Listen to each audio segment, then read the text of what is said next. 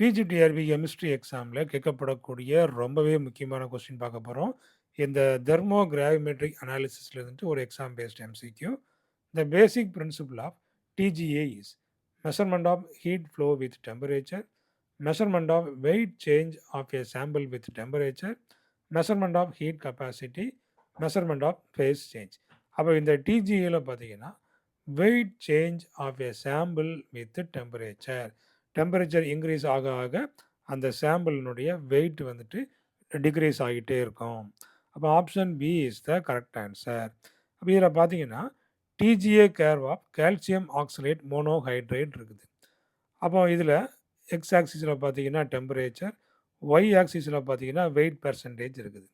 அப்போ இங்கே temperature increase ஆக ஆக அதனுடைய அந்த வெயிட் லாஸும் அங்கே நடந்துக்கிட்டே இருக்குது.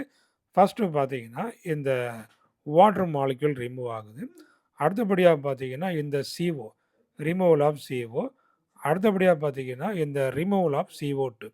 இந்த மாதிரி ஒவ்வொரு டெம்பரேச்சரில் ஒவ்வொன்றும் என்ன செய்யுது, இதில் வந்துட்டு எலிமினேட் ஆகிட்டே இருக்குது. அதாவது வெயிட் லாஸும் அங்கே ஆகிட்டே இருக்குது. அப்போ இந்த வெயிட் லாஸ் ஆக ஆக கடைசியாக அங்கே என்ன இருக்கும் அப்படின்னு பார்த்தீங்கன்னா கால்சியம் ஆக்சைடு தான் இருக்கும். ஃபஸ்ட்டு இனிஷியலாக கால்சியம் ஆக்சலேட் மோனோஹைட்ரேட் இருந்தது.